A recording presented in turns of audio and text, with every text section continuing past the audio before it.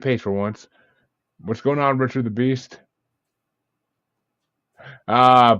We are doing something that I haven't done since me and Chancey did this like probably a year and a half ago last. It's time another round of two Musers, four albums. Kind of like Two Girls, One Cup, but a lot less exciting. But Oh boy, I don't know. I'll take the good music and the mediocre music over ever actually watching that. Okay. I'm fuck, here for the I'll, music t- now. Ooh. I'll take an NSYNC fucking album over that video. But so folks, we decided to go with a theme for this one, and I'm not going to reveal it all at once, but the first part of that theme is albums from our childhood. And, since ladies first and all that, I'll let Jamie start us off here. Okay, well, hey, let me get to my notes then. Um, I didn't know how far back in my childhood I wanted to go. I have such a different background in music that's all over the place. I just matched Jeremy's years and went with that. I've got Follow the Leader, 1998 from Korn. So we're getting to the roots of what Jamie started really zoning into besides these dogs. But that there's so many memories tied to Korn and the album in general and just that period in my life that a lot of stuff was about to happen and a lot of stuff had happened at that point. So this album means a lot to me, and I'm not just doing it because it's my album, but I did rate it 5 stars, Jeremy. With only one honorable mention that we'll do when we get ready for that. It sounds like we got to give me one. You're good. You're good. The best part is that I've got the best albums. I want to say, and nobody can stop me from saying it except for Jeremy editing this all out when he's ready. I'm kidding.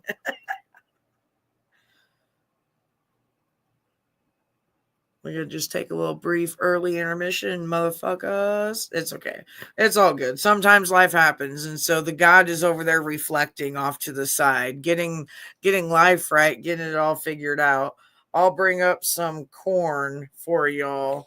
Not to listen to, but just a little information about the album, considering it was a big influential part of my life. There was just something about the lyrics dipping in to the beginning of my adolescent and teenage feelings. So Follow the Leader was their third studio album, August 1998. I was in 8th grade going into 9th. So great time for all the music, I have to say. Life is Peachy was their first album. Issues followed after that. But I mean, this had a lot of good US Billboard 200 charts. Hi, Jeremy. I remember Total Request Live for all my folks that are about to be 40 this year, like myself. Total Request Live. I remember getting excited for some Korn on there. I don't know about you, Jeremy, but that made me happy when I would see that. A little before my time. A little bit. Oh, bummer. A little before my time to actually be old enough to appreciate what that was. But yeah, Follow the when you said you wanted to bring this one, I was like, oh shit, Follow the Leader. I'm like, I have vague memories of Korn at that when this album came out. I was nowhere near the age to actually appreciate metal, but would rediscover it years later. And Follow the Leader is a classic metal album. So many good hits on it. It might be in the Korn's top 3 albums. I'd have to really think about that, but it might be. Well, it was within their first 3 that they released. I know. But I know that. Top 3 favorites? Oh, absolutely. I don't know a single Korn fan that doesn't have it at least in their top 4. They put out some damn good music, and they put on a damn good show. I do have to say, to this day, I still have my little Laffy Taffy banana piece from Monkey. Thank you very much. That little piece is very much cherished with the rest of my concert tickets from some great memories and mosh pits. But yeah, if I'm gonna rate that album, I'm easily gonna give it it's gotta be a 5 out of 5. It's damn near perfect. I'm loving that. I'm loving that we agree on one of my choices. So yay to that. So what is your thinking on your top 5 then, Jeremy? Oh no! I want to hear yours. I want to hear it's your Oh album. You're man, doing it come first. on. Fine, Yeah. fine, fine. So I really did have a hard time choosing, but I guess I went for it. Honorable mention, I only got one. It's Earache My Eye. I feel like that was a great time. The song and the whip of it to me kind of just it catches me in my little moods. Number five, Children of the Corn. I think that is a pretty obvious favorite. And number four, I can never ever love another cunt. Oh, girls out there. I have blocked some people recently, and I need them to know. I know this is on public platform, but like that song Cameltosis is, you can't ever offend me, you can't bother me. This song tickled me so funny. Like I loved it. It brought up a lot of fun for me. Number three, All in the Family. Number two, Got the Life. And then my number one was probably most related to people trying to tell me what to do, friends wise, social wise, direct me in who I hang out with or who I socialize with, and frown upon, people I do or do not. Not just my friends, but even my parent rebel era and everything. So that was Dead Bodies Everywhere. That is my absolute number one. I feel like that is Uh, kind of an obvious, but it was really hard to choose because if I could just have the whole album be my favorite, that's what it would be. yeah, I just want to mention this album. Just a thing. But yeah. I mean, yeah. I had formal mentions. It's for all the leader. Come on now. um, first album mention is it's on freaking love corn party songs, and that's a corn party song. Uh, second album mention was Cameltosis, funny song. But uh, next honorable mention is All in the Family, Fred Durst. Yay. I mean, It's absolutely. I should have even mentioned that. The fact that he's in that song too makes it a little bit better for that time, especially like how hot that was back then. yeah. I mean, it's alright. That's what's honorable mention, not top five. But and last honorable mention was BBK because that's always a classic. Always a classic. But my number five was Seed. Seed's a very true, very fun song. So see, my number four is Dead Bodies Everywhere. I couldn't put it number one. There's better ones, but Dead Bodies Everywhere is classic. I love the freaking chorus of that. It's almost like Corn Meat Slipknot for a second. But my number three is Got the Life because as soon as that freaking first beat kicks in, it's like oof, freaking club song right there. Yeah, I think when anybody hears certain chords and things to begin, yeah, it really makes a big difference in the crowd. Like even just the songs playing between the bands that are up on the stage. When you play some corn, you hear that chord hit. It's a whole thing. It's a whole thing. And then my number two is Children of the Corn because who doesn't love some corn and ice cube? That's just freaking amazingness. That was a great And song. what's up? I did. And of course, suspension, a little suspense there. My number one has to be nothing else but Freak on a Leash. Come on, it's the best corn song of all time. No one's ever gonna say it's not. It's on every rating ever as number one. I mean, I'm not saying against anything on that. It's a great song. There's many other songs that I love to hear live. Since I've got to hear them a good couple times, I've gotten in some great mosh pits, some great fights, um, some great situations during these moments. Freak League is up there. I just feel like I should have maybe put it a part of my honorable mention, but I really didn't. So good for you that you did for your top It, five. it's Freak on a Leash. I mean, come on. I know I ain't against it. Just That's that is my first real memory of corn is literally watching I think it had to be 98 I'm guessing, but watching the 98 like top 100 music videos of the year on New Year's Eve, mm-hmm. and like my first time seeing that freaking video for Freak on a Leash, like oh my god, my little mind was blown. Well, and just like so what ties into your childhood album coming up, which I hope is what you wanted to go to next, because that's what I'm getting ready to talk about. The Yep. That music at that time was also another album that really kicked some major adolescent ass of mine. I had a blast listening to it, but it also put some things into perspective. So that's why I probably went off my year more because of what you chose in the year you chose. But my golly, I think 1998 through 2001 is probably my hottest years of albums to kick off some adulthood, I have to say. It's for damn sure. Yep. It's definitely a good time period. That's for damn sure. But uh so yeah, we can go to my album from my childhood, I guess, because people are gonna be like, really, when they hear it. But it's just, well, no, maybe they won't, because it is classic, and Classic, catchy, good time. it is, it's classic, and I mean, I can remember memories of us playing basketball in the driveway, just freaking having this CD blasting, not knowing what any of the songs are really fucking talking about, but just having the CD blasting as kids, just loving the music and liking the lyrics to a degree. But like I said, we didn't know what the hell the half the shit meant, so it was beyond us. But that's one of the earliest memories I ever had, and one of the first CDs I ever bought when I actually went to the store was Offspring's Americana album, Yeah. because it's just classic. It's got so many good hits on it, and I mean, it's literally just one of the best. I mean, just that era, there was like nonstop good albums like that, and this one just freaking was amazing. And it's Offspring. I mean, how can I not like Offspring? I fucking love Offspring. So, Yeah, I don't really know anybody that doesn't like Offspring, to be honest.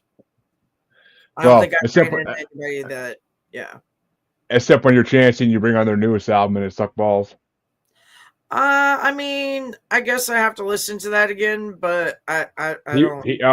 He instantly regretted it. He instantly regretted it. But yeah, I mean, it's Offspring. I freaking, so I'll get into more with the songs, but like this album is just classic. What did you think of Americana, Jamie? I mean, like I was saying, to be quite honest with you, it was one of the big albums I was really listening to rock and metal and heavy music and other genres in general. Around that time, this was one of those albums that got me into other stuff. So I personally, out of 5 stars, give it 4. The fact that it was a great album that we got to, at least where I'm at, we get music a little bit later than other people, but it says November of 98. I remember just seeing the videos on TV. I remember the catchiness of Pretty Fly for a White Guy. Why don't you get a job? But then, like, relating to the kids aren't all right. I'm laughing at some of the song because of the name references and people I know that apply to it. But just like they were also at Woodstock 99 right after this album came out. So, like, ah, like that. I would have loved to have heard Yep. that. So I'm still kind of hoping I could check them off my concert list That sometime. them in ICP right there at Woodstock 99. Yep. Yeah, yeah. Uh Hey Harley, thank you for watching as always. What's up, girl? What's up? Uh and yeah, if I had to rate it, I'd give it a 4.3, I'd say. I mean, it's not a 5 out of 5, no fucking way in hell. But it kind of lost its luster as you get older too, because it's just memories now. But I actually only had oh wait, no, I'm not wrong. Yeah, actually I only had 2 honorable mentions for this album. Uh First honorable mention was She's Got Issues. It's just a classic angsty breakup song, I guess, in a way. But and the other honorable mention is The End of the Line. That's a freaking punk ass song. It's fun as shit. My number 5 is Have You Ever? Because it's one of the most realistic songs I've ever heard in my fucking life. The truth about the world is that crime does pay. Like it's and the fucking like bass and freaking drum beat when they're doing that part too is just fucking phenomenal. So hell yeah. Uh Number 4 is Walla Walla. Just a fun fucking fast song. Uh, and funny enough, my number 3 is Put Pretty Fly for a White Guy. I didn't want to do any higher than that. It's classic. It's just so overplayed at this time. Even though back in the day, when I got my first cell phone, that was my dad's ringtone. But which made him laugh tremendously. But my number two is "The Kids Aren't All Right" because that song is fucking classic, and it's so funny how you grow up knowing all your friends turning into these fucking stereotypes. And the music video was fucking pretty dope for that. I fucking didn't see it 2 years later, but I remember it. Yeah, it is good. And my number one has to be "Americana." Fucking one of the truest songs I've ever heard as well. This whole album has a lot of truth in it, but "Americana" is so true. a, a freaking strip club on every corner. Fuck yeah, that's Americana for me.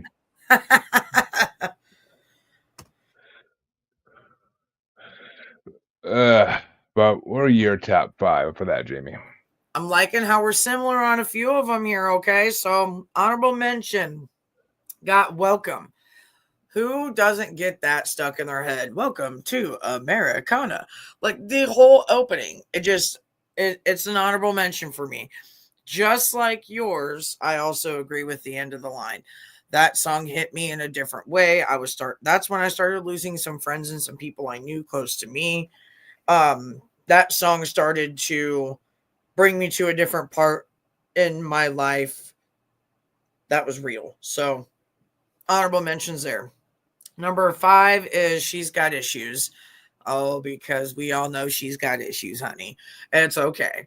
And number 4, like you, when you brought this album up, the first thing that gets stuck in my head is, "Hey, Walla, I'll see you in a Walla Walla." It's always in my head. It's stuck in my head all day long when I'm having boring moments. That's the go-to song.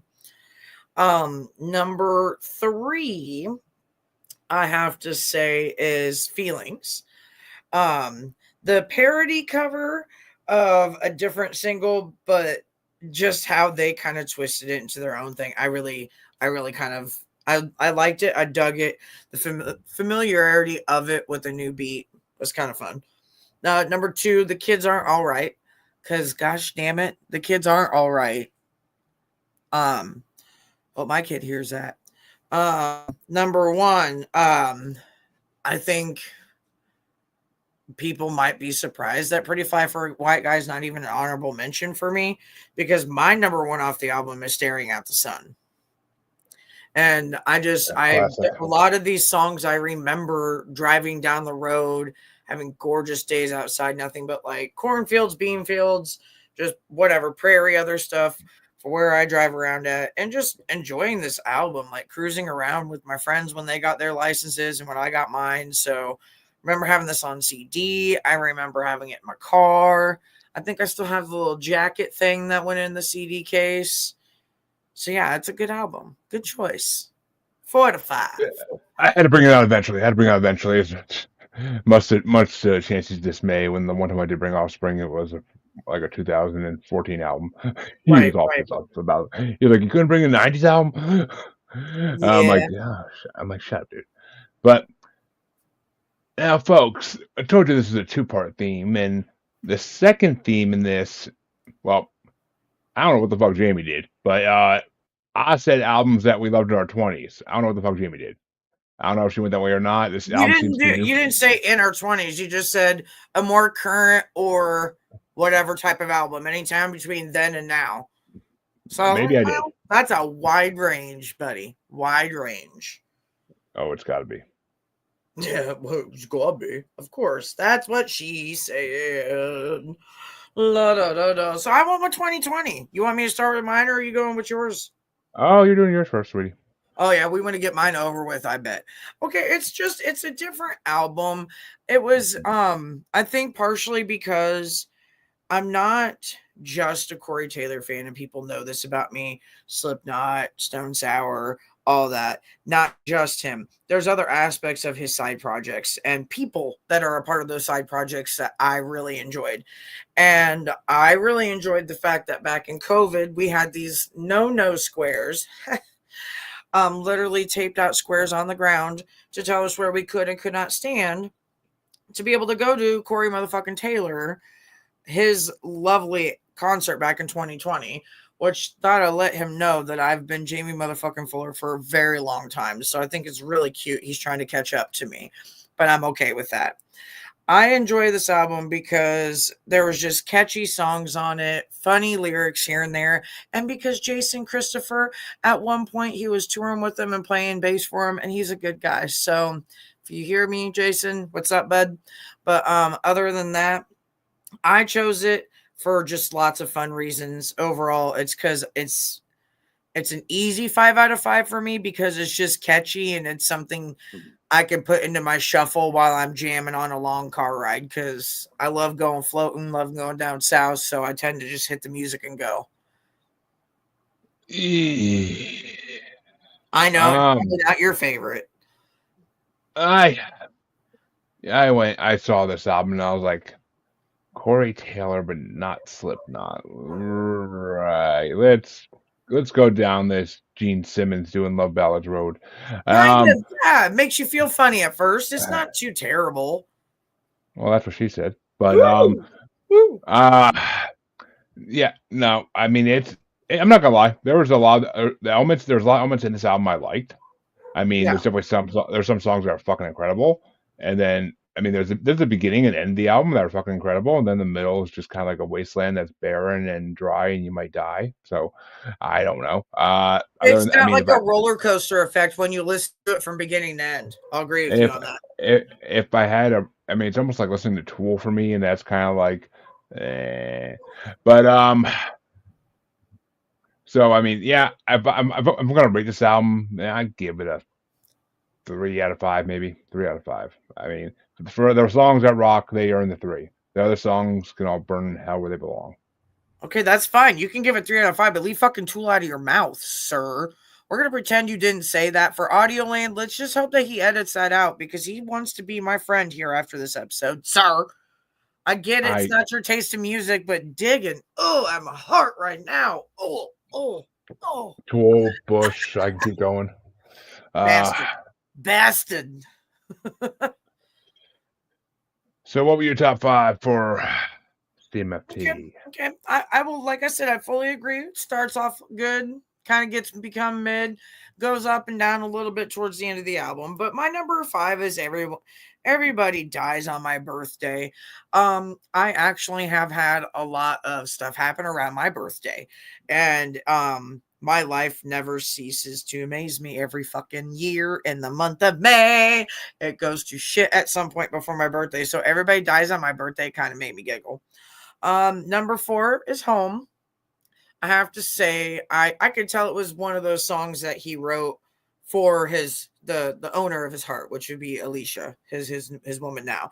But the thing is, seeing him perform it in person and sing it to her, then I got to see some like backstage angles to it.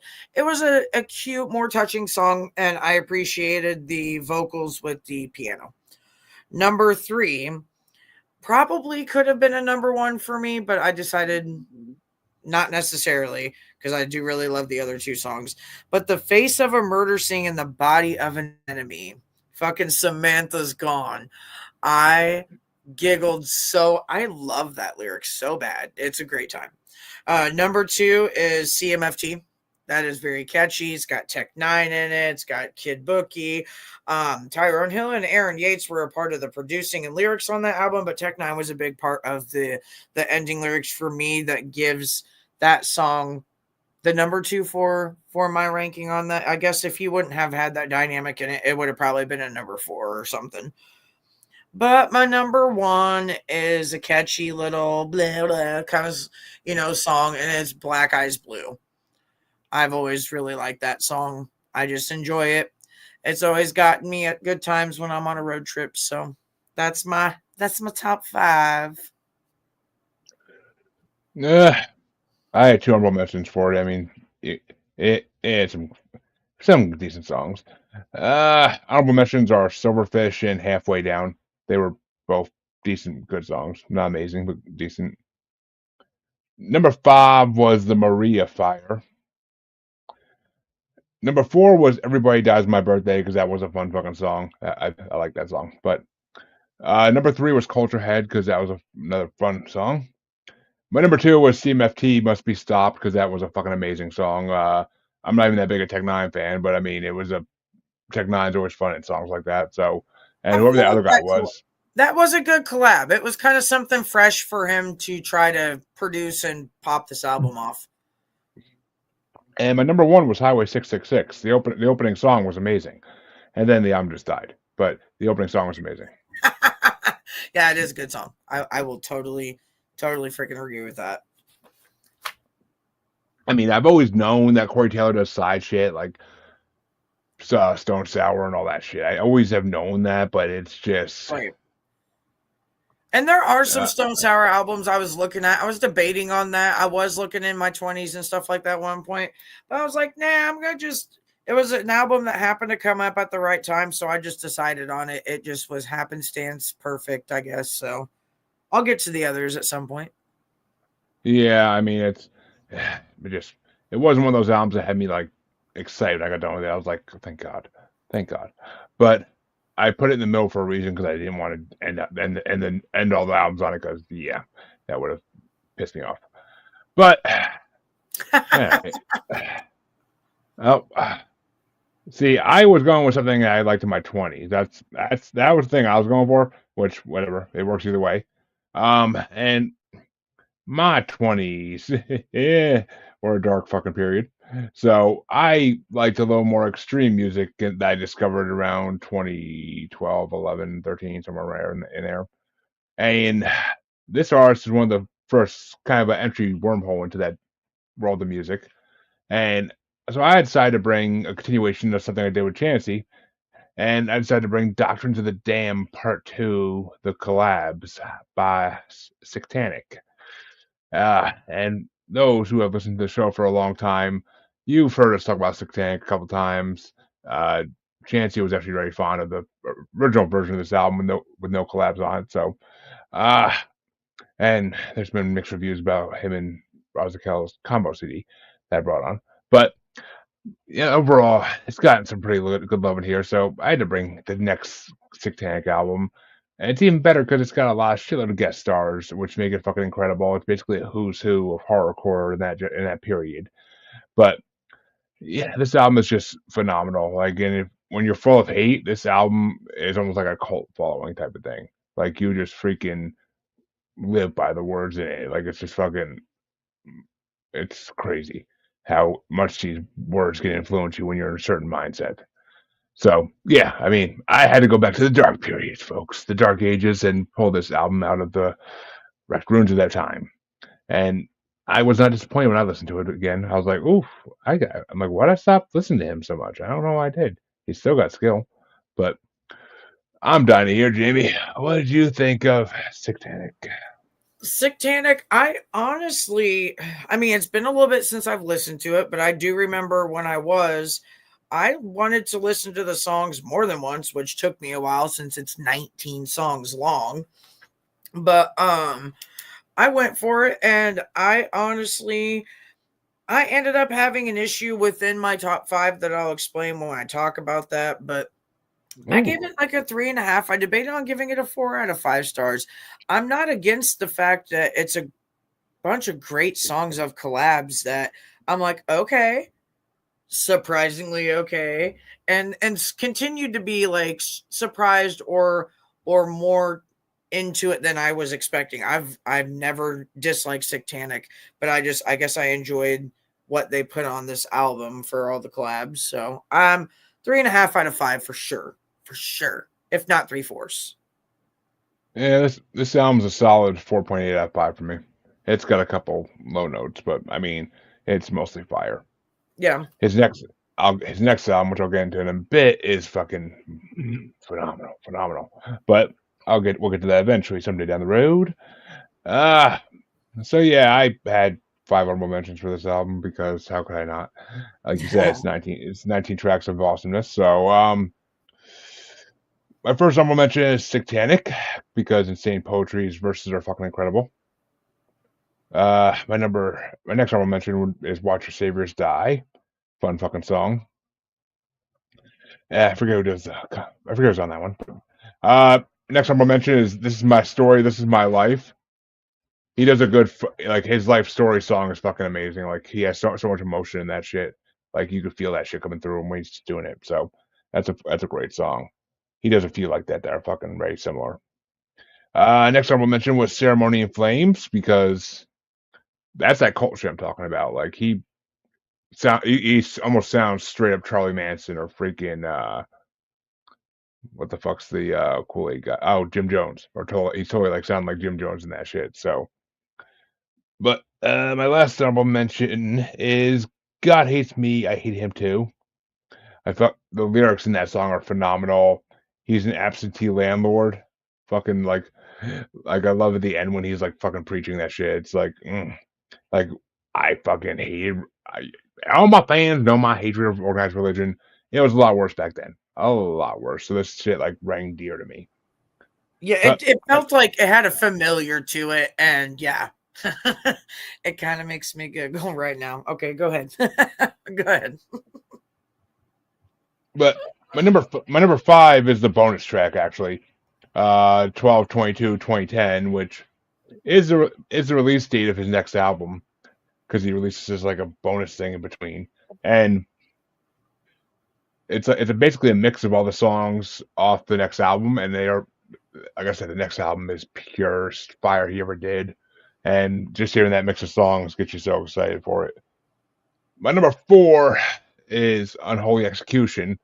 Fucking flow and the beat are phenomenal in that song, and it's Scum. I fucking love Scum. So, and number 3 is Beelzebub's Prophecy because the flow and the beat are so sick. Like you find yourself fucking headbanging to that shit. My number 2 is The Reflecting God because I went to see God and I was looking at me, which how I feel on a daily basis. But plus the instrumental at the end is freaking amazing. And my number one has to be Scream because I mean Satanic and Razakal together are always phenomenal. Team Death at their best, but Scream is fucking. I felt that song for so many years. I'm lost. I'm in the darkness inside this shell. I'm heartless. Like that's fucking like poetry. That's fucking poetry, people. So, I mean, shit. If people can't get into this shit, they literally must be the happiest people in the world, and I will find you and take you. I wish I could be that happy all the time, but guess what? Sometimes we have some angry moments, and I'm an angry person quite a bit, and this album can do it for you. It definitely does have relatable moments. I did not write a lot of notes, and I'm kind of regretting that I didn't. But got a couple. No honorable mentions, but I couldn't decide on my number one, so there's the catch to that. Number 5 though is God Hates Me and I Hate Him Too. Girl, that feeling's mutual. Motherfucker. Number 4, I do remember the Suicide Boys vibe to it. The only reason why is because I listened to them after ever hearing Satanic. So technically Suicide Boys probably got this off of them. I don't know. My Flesh is His Flesh. That's a good song. Like you did say, number 3, Unholy Execution, because featuring Scum, the transition of when Scum came into that song, I do remember that was one of my favorite moments in the song. Number 2, I Hate This World, because there's a lot of times I can relate to that. But this is where I'm like, I ain't got no honorable mentions, but I didn't decide on a number 1, so it goes between, and I'm going to read it backwards because I feel like it's either Welcome to Reality, Take the Devil's Hand, or like Jeremy said, Scream. I really feel like I couldn't decide on that, but I didn't have any other notes down, which pisses me off. I'm gonna end up. I have this in my shuffle list, so I'll be jamming out to it again very soon because You, it's within the favorites. it's funny when I brought Razakel on the show for CA. She's fucking loved her, and I'm like, I had to have someone special on the show I could bring this on for, and she's like, you mean someone with mental health problems? I'm like, She's like, you mean someone with mental health problems? I'm like, if you say so. I'm just saying, we all got problems sometimes, and sometimes these songs can just at least help us get through those problems. And just because that makes us sound crazy, it's fun. It was a fun album. Now to see him in concert would be a good time. I don't think so anymore. Maybe, I maybe know. I don't know. I didn't think so anymore, but He it would have been he nice he. to hear him. I his whole fucking label fell apart and shit because he was a lying son of a bitch. So Oh, he's that's on his unfortunate. he's on his own now, and he kind of is not the same. But Yeah, I don't know. They never left the Southwest touring. Like Razakel got up this way a few times, but the rest of them never left the Southwest. So it's just yeah, the way it goes. I mean, you're closer than I am to that shit, but still, that's a drive. yeah. It But is. well, folks, we did it in short time, but we brought you 4 fucking albums. Yes, we are proud of ourselves.